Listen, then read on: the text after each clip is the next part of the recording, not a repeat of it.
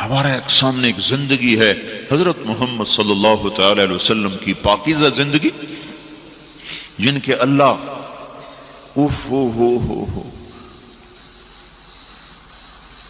کچھ دن وہی نہیں آئی تو کہنے لگے قریش ناراض ہو گیا، اس کا رب اس پہ ناراض ہو گیا۔ ایک دن حضرت خدیجہ نے کہہ دیا یا رسول اللہ، اللہ ناراض تو نہیں ہو گئے؟ بس ایسے ملال آیا، اتنا ملال بھی رب کو برداشت نہیں ہوا۔ اللہ جیسے صفائیاں دینے پہ آ گیا، اللہ کی شان کے مناسب یہ جملہ نہیں ہے، اللہ سے بلند و بالا ہے، لیکن ہم تو اپنے ماحول کے لحاظ سے بات کرتے ہیں۔ اللہ صفائیاں دینے پہ آ گیا، وَالضُّحَىٰ وَاللَّيْلِ إِذَا سَجَىٰ مَا وَدَّعَكَ رَبُّكَ وَمَا قَلَىٰ۔ مجھے دن کی قسم، مجھے رات کی قسم، میں تجھ پہ کوئی ناراض نہیں ہوں، میں نے تمہیں کوئی نہیں چھوڑا۔ اب تجھے کوئی غلط فہمی نہ ہو جائے میرے بارے میں میرے محبوب۔ ایک اور ترجمہ وَالضُّحَىٰ، مجھے تیرے روشن چہرے کی قسم، وَاللَّيْلِ إِذَا سَجَىٰ، مجھے تیری سیاہ زلفوں کی قسم، میں نے تمہیں کوئی نہیں چھوڑا۔ ایک اور ترجمہ وَالضُّحَىٰ، مجھے تیرے روشن علم کی قسم، وَاللَّيْلِ إِذَا سَجَىٰ، مجھے تیری ستاری کی چادر کی قسم جس میں تو امت کو چھپا لیتا ہے۔ ادھر بھائی کا عیب چھپانے کو تیار نہیں، ادھر اللہ تعریف کر رہا ہے تو میرا وہ حبیب ہے جو اپنی امت پر ستاری کی چادر ڈال کر ان کو چھپا لیتا ہے، جسے مرغی بچوں کو چھپاتی ہے۔ وَاخْفِضْ جَنَاحَكَ لِمَنِ اتَّبَعَكَ مِنَ الْمُؤْمِنِينَ، تو وہ نبی ہے جو اوروں کے عیب چھپا لیتا ہے، تیری امت ہے جو اوروں کے عیب کی پگڑیاں اچھالتی۔ مَا وَدَّعَكَ رَبُّكَ وَمَا قَلَىٰ، میں نے تمہیں کوئی نہیں چھوڑا۔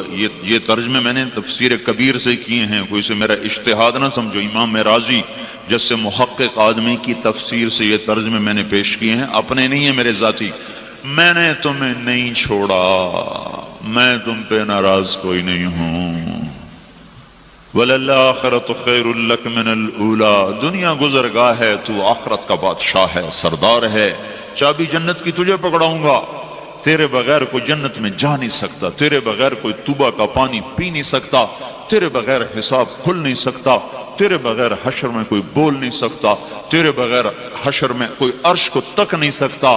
تو آگے ہوگا، خلقت پیچھے ہوگی، جھنڈا تیرے ہاتھ میں ہوگا، امت اور نبی تیرے پیچھے ہوں گے، تیری شفاعت پہ حساب شروع ہوگا، تیری شفاعت پہ جنت کا در کھولوں گا، تجھ سے افتتاح کراؤں گا، تو اندر جائے گا تو لوگوں کو جانے دوں گا، ورنہ نبی بھی دروازے پر کھڑے ہوں گے کہ جب تک محبوب نہ جائے، حبیب اللہ نہ جائے کوئی جا نہیں سکتا۔ وَلَسَوْفَ يُعْطِيكَ رَبُّكَ فَتَرْضَىٰ، یہ آیت ہمارے نبی کی شان میں قرآن میں سب سے بلند آیت ہے کہ اے میرے محبوب، میں نے تمہیں وہ دینا ہے کہ بس تو راضی ہی ہو جائے گا۔ ساری دنیا سے کہتا ہے مجھے راضی کرو، اور خود کہتا ہے میں نے اپنے محبوب کو راضی کرنا ہے۔ میں تھوڑا سا فرق بتاؤں نا، موسیٰ علیہ السلام دوڑ کے آئے کوئی طور پر، بھاگے سانس چڑھا ہوا۔ اللہ تعالیٰ نے پوچھا ما اعجلک عن قومک یا موسیٰ، موسیٰ بھاگ کے کیوں آیا ہے؟ تو کہنے لگے عجلت الیک رب لترضی، یا اللہ میں اس لیے بھاگ کے آیا ہوں کہ تو راضی ہو جائے، تو راضی ہو جائے۔ اور خود ہمیں کہہ رہا ورضوان من اللہ اکبر، میری رضا کو طلب کرنا وہی سب سے بڑی چیز ہے۔ ہمیں کہا مجھے راضی کرو، موسیٰ علیہ السلام کہہ رہے ہیں میں نے تجھے راضی کرنا ہے، اور خود اللہ کیا کہہ رہا ہے؟ اے میرے محبوب میں نے تمہیں راضی کرنا ہے۔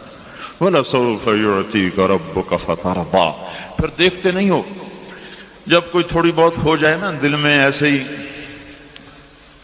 کوئی گلہ آ جائے تو پہلے تو آدمی قسمیں کھاتا ہے، پھر قسمیں کھانے کے بعد بھی جب دیکھتا ہے کہ بات نہیں بنی پھر پچھلے قصے دہراتا ہے، کبھی کہتا مجھے اللہ کی قسم، مجھے اللہ کی قسم، مجھے قرآن کی قسم، مجھے فلاں کی قسم، میں تیرے بارے میں بالکل برا نہیں ہوں، دیکھو فلاں موقع پہ میں نے تیرے ساتھ یہ کیا، فلاں موقع پہ تیرے ساتھ یہ کیا، فلاں موقع پہ یہ کیا، تو میں تیرے ساتھ کیسے غلط ہو سکتا ہوں؟ یہی انداز قرآن کا ہے۔ أَلَمْ يَجِدْكَ يَتِيمًا فَآوَى وَوَجَدَكَ ضَالًّا فَهَدَى وَوَجَدَكَ عَائِلًا فَأَغْنَى، اے میرے محبوب میں کیسے تجھے چھوڑ سکتا ہوں، میں کیسے تجھ پہ ناراض ہو سکتا ہوں؟ یتیمی میں تیرا آسرا بنا، تو میری تلاش میں تھا، میں نے تمہیں اپنا آپ تجھے آشکارا کر کے بتا دیا، اے میرے محبوب تو تنگ دست تھا، میں نے تمہیں غنی کر دیا۔ اگلی صورت بھی ساتھ جوڑ دو، الم نشرح لک صدرک، میں نے تو تیرا سینہ کھولا، ووضعنا عنک وزرک، میں نے تو تیرے بوجھ ہٹائے، ورفعنا لک ذکرک، میں نے تو تیرے نام کو بلند کیا، بھلا میں تجھ پہ ناراض کیسے ہو سکتا؟ جس کا رب اسے راضی کرنے کے لیے اتنا بے قرار ہو اور اتنا اس کا اہتمام ہو، تو میرے بھائیو ہم پر تو فرض عین ہے کہ اس کو راضی کرتے۔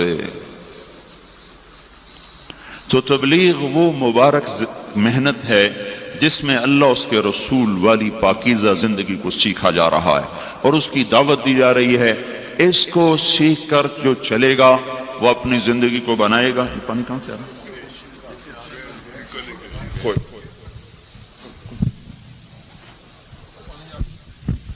جو یہ زندگی سیکھے گا، جو اس کے مطابق اپنے آپ کو چلائے گا، اللہ تعالیٰ اس کی دنیا بھی بنائے گا، اللہ اس کی آخرت بھی بنائے گا۔ تبلیغ کا کام کوئی جماعتی کام نہیں کہ ہم تبلیغی جماعت میں ہیں اور فیصل آباد والوں کو تبلیغی جماعت میں شامل کرنا چاہتے ہیں۔ یہ دنیا میں واحد کام ہے ساری دنیا میں جس میں صرف ایمان اور عمل کو سیکھنے کی دعوت ہے، اور یہ سیکھنے سے جیسے بچوں کو او لیول اے لیول کا بخار چڑھا ہوا ہے، میں کہتا ہوں یہ بخار چڑھا لو کہ میرا بچہ مومن بن جائے، مسلم بن جائے، میری بیٹی مومنہ بن جائے، حیا والی بن جائے، اخلاق والی بن جائے، معاف کرنا آ جائے، بڑے چھوٹے کا مقام نصیب ہو جائے۔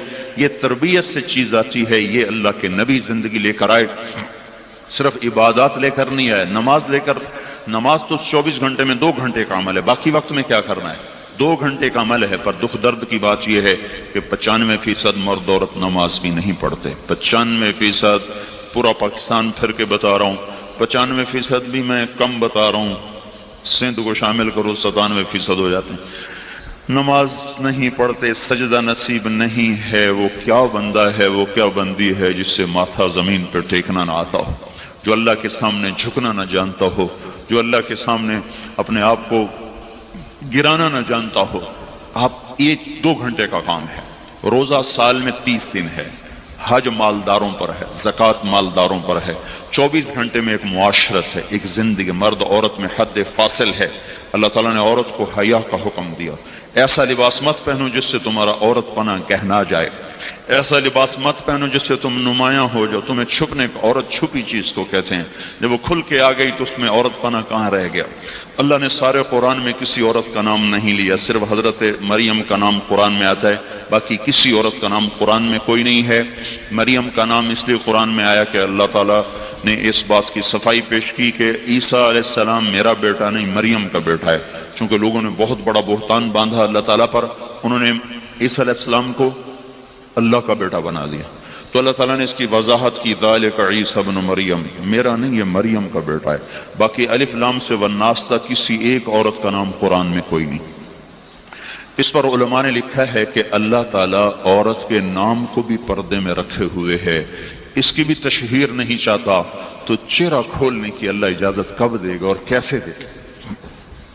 چہرہ کھلتے کھلتے کھلتے دیکھو کہاں تک بات چلی، کیا تباہی آئی۔ اس عورت کا بالکنی فرشتے بھی جن سے حیا کر کے گزر جاتے تھے اور شیطان بھی ان سے کنی کترا کے نکلتا ہے۔ چلو کوئی نہیں، تو اللہ تبارک و تعالیٰ نے ایک زندگی بتائی ہے، ایک نظام بنایا ہے جس کو اللہ کے محبوب نے آ کر سمجھایا اور اپنے عمل سے صحابہ نے کر کے دکھایا۔ رات کو حکم آیا پردہ ہے، کسی کو پتہ چلا کسی کو 5 ہجری میں پردے کا حکم آیا۔ فجر کی نماز میں کافی ساری عورتیں پردے کے ساتھ جو آئیں، ایک عورت بے پردہ آئی تو کہنے لگی تمہیں کیا ہو گیا، تمہیں کیا ہو گیا؟ وہ انہوں نے اس سے کہا تمہیں خبر نہیں؟ کہا کس بات کا؟ رات کو پردے کا حکم آ گیا۔ اچھا مجھے تو کچھ پتہ نہیں چلا۔ نماز سے فارغ ہو کر ایک بچے کو دوڑایا کہ بیٹا جاؤ میرے گھر سے چادر لے کے آؤ۔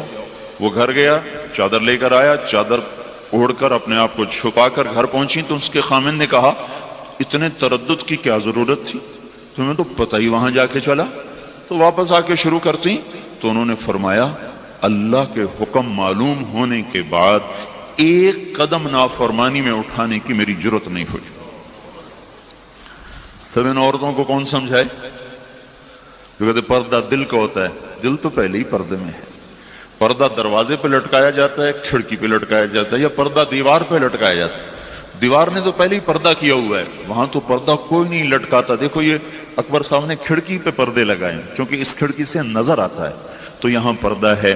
دروازے پر پردے لگائے جاتے ہیں کہ اس سے اندر نظر آتا ہے، جو چیز نظر آئے اس کو اوپر پردہ کیا جاتا ہے، اسے چھپایا جاتا ہے۔ دل تو پہلے ہی پردے میں ہے، اس کا تو پہلے ہی پردہ ہے۔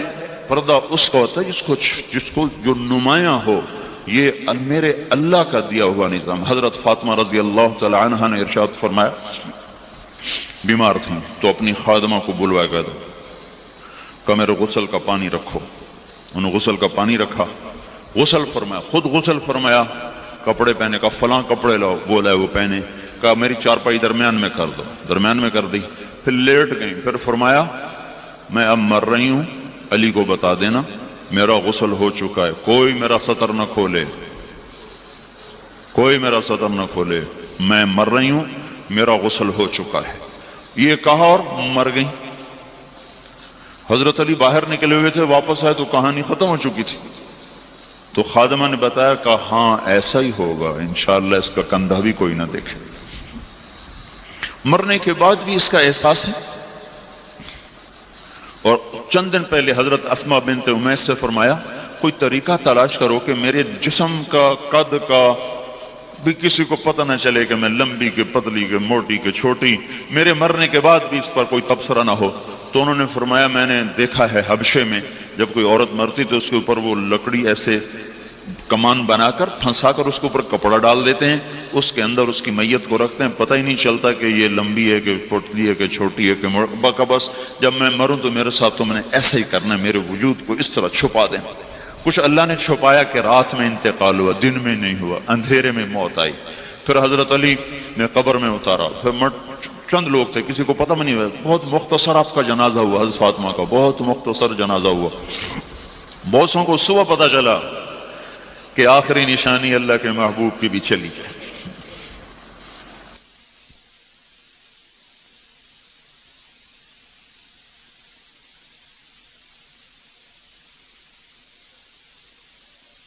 تو کر حضرت علی نے فرمایا یا فاطمہ، فاطمہ کہاں سے جواب دے، اور کون کب جواب دیا کرتا ہے، یا فاطمہ۔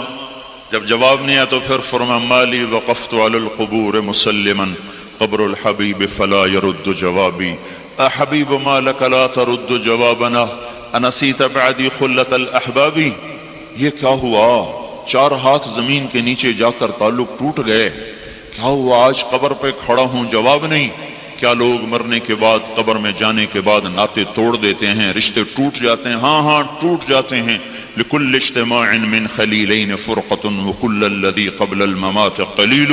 یہاں کوئی سفر کتنا طویل لمبا ساتھ کیوں نہ ہو، آخر ایک جگہ جا کر ایسا سنگم آتا ہے کہ جہاں راہیں پھوٹ جاتی ہیں، راستے جدا ہو جاتے ہیں، ایسا مفرق آتا ہے، ایسا نقطہ آتا ہے جہاں راستے جدا، راہیں جدا، طریق جدا، پھر یوں ہو جاتا ہے جیسے نہ کوئی آیا تھا نہ کوئی بیٹھا تھا، نہ مل بیٹھے تھے نہ کھایا تھا نہ پیا تھا۔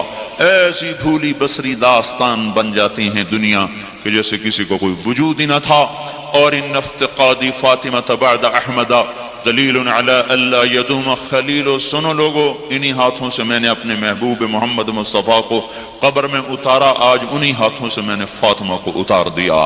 میں نے پہلے محمد صلی اللہ علیہ وسلم کو گم کیا، آج میں نے فاطمہ کو گم کر دیا۔ مجھے پتہ چل گیا کہ یہ سب دھوکہ ہے، فریب ہے، سب جھوٹ ہے، جھوٹ ہے۔ ایک دن میں بھی مر جاؤں گا۔ ان انقطعت یوما من العیش مدتی فإن غناء الباقیات قلیل۔ ایک دن ہمارے بھی جنازے اٹھ جائیں گے، ہمیں کیا جو تربت پہ میلے رہیں گے، تہے خاک ہم تو اکیلے رہیں گے۔ ٹک حرص و ہوس کو چھوڑ میاں، مت دیس بدیس پھرے مارا، قزاق اجل کا لوٹے ہے، دن رات بجا کر نقارا۔ کیا ودیا بھینسا بیل شتر، کیا گونی پلہ سر بھارا، کیا گیہوں چاول موٹ مٹر، کیا آگ دھواں اور انگارا، سب ٹھاٹ پڑا رہ جائے گا جب لاد چلے گا بنجارا۔ میرے بھائیو بہنوں، تبلیغ ایک پیغام ہے، یہ ایک زندگی ہے، اس کو سیکھنے کی دعوت دی جا رہی ہے، جو کالجوں میں نہیں سکھائی جا رہی، گھروں میں نہیں سکھائی جا رہی، اسکولوں میں نہیں سکھائی جا رہی۔ ارے تم اپنے ہاتھوں سے اپنے بچوں کو روزانہ ذبح ہونے کے لیے بھیجتے ہو، جب ان کے گلوں میں ٹائیاں لٹکا کے بھیجتے ہو، جب بچیوں کو ننگے سر اسکول بھیجتے ہو، پہلے ظالم تم ہو میرے رب کی قسم، پہلے اولاد کے قاتل تم ہو، ان قریب اس کا خمیازہ تمہیں بھگتنا پڑے گا جب تمہاری اولادیں تمہارے گریبان کو پکڑیں گی۔ میرا بچہ امریکہ میں پڑھ رہا ہے، ارے ظالم کیوں بھیج دیا امریکہ، کیا لے کر آئے گا وہاں؟ اتنے پیسے کسی غریب کو دے دیتا، کسی غریب کے بچے کو یہیں پڑھا دیتا، یہ وہاں سے کیا جراثیم لے کر آئے گا؟ دیکھتے نہیں ہو گھروں کے گھر لٹ گئے، برباد ہو گئے، نہ ماؤں کا مقام نہ باپ کی عزت۔ جبریل نے پوچھا یا رسول اللہ قیامت کب آئے گی؟ آپ نے کہا اللہ کو پتہ کب آئے گی، کہیں کوئی نشانی تو بتائیں۔ تو آپ نے کہا جب تم دیکھو اولادیں ماؤں سے نوکروں جیسا سلوک کر رہی ہیں تو سمجھنا قیامت آ گئی۔ تو کون سا سکول ہے جو بچوں کو بتا رہا ہے ماں کسے کہتے ہیں، باپ کسے کہتے ہیں؟ خود ماں باپ نہیں بتا رہے تو باہر کون بتائے گا؟ بچے سکول گئے، میں اپنے گھروں میں، باپ اپنے کاروبار میں، دفتر میں، شام کو بچے ٹیوٹر نے پکڑ لیا، ٹیوشن والے نے پکڑ لیا، پھر رات ہوئی تو ٹیلی ویژن نے پکڑ لیا، انٹرنیٹ نے پکڑ لیا، کیبل نے پکڑ لیا۔ باپ گھر سے کاروبار سے تھکا ہارا آیا، کسی کو دینا ہے کسی سے لینا ہے، دماغ لینے دینے کے تانے بانے میں الجھا ہوا، نہ وہ بچوں کو کچھ وقت دے سکا نہ ماں وقت دے سکی۔ آج فلاں فنکشن، آج فلاں کھانا، 2 بجے تک شادیاں ہو رہی ہیں، 2 بجے تک جا رہے ہیں، فجر کی نماز برباد ہو رہی ہے، صحتیں برباد، ایمان برباد، زندگی برباد۔ ارے بھائیو ہوش میں تو آؤ، اپنے ہاتھوں پہ کب تک کلہاڑیاں مارو گے؟ اپنے آپ کو کب تک فریب دو گے؟ کب تک فریب دو گے؟ کچھ تھوڑے سی کان کھول لو، کچھ اپنے دل کے دروازے کھول لو۔ میں تمہارے ہی نفع کی بتا رہا ہوں، میں کوئی خطیب نہیں ہوں، مقرر میں زندگی کے تار چھیڑ رہا ہوں، دکھتی رگوں کو بتا رہا ہوں یہاں درد ہے، اس کا علاج کرو، نہیں کرو گے تو بہت بڑی تباہی کا سامنا ہوگا۔ یہاں درد ہے، اس درد کا درمان ابھی ابھی کرو، ابھی ابھی، ورنہ زندگی ہاتھوں سے اڑ رہی ہے، اڑ رہی ہے، اڑ رہی ہے، اسے کوئی واپس نہیں لا سکتا۔ زندگی احساسات کا نام ہے، زندگی سونے چاندی کا نام نہیں ہے۔ جب احساسات کو ٹھیس پہنچتی ہے تو سونے چاندی سب بیکار ہو جاتا ہے۔ کیا لطف انجمن کا جب دل ہی بجھ گیا ہو۔ زندگی احساسات کا نام ہے، اور احساسات کی قدر دین سکھاتا ہے۔ دین، جب ایک نظر بچہ یوں دیکھ لے باپ کو تو اس کی تو ساری زندگی برباد ہو کے رہ جاتی، وہ کٹے شہتیر کی طرح زمین پہ جا گرتا ہے۔ حضرت علقمہ رضی اللہ تعالیٰ عنہ اتنے بڑے صحابی ہیں، بیوی کا پیغام آیا کہ موت سر پہ ہے، کلمہ نہیں پڑھا جا رہا، تو آپ نے فوراً فرمایا پتہ کرو والدین میں سے کون زندہ ہے؟ کہا جی ماں زندہ ہے۔ کہا پتہ کرو ناراض ہے کہ راضی ہے؟ کہا جی ناراض ہے۔ تو آپ نے پیغام بھیجا ام علقمہ میں آؤں کہ تم آؤ گی؟ کہا جی میں آ جاتی ہوں۔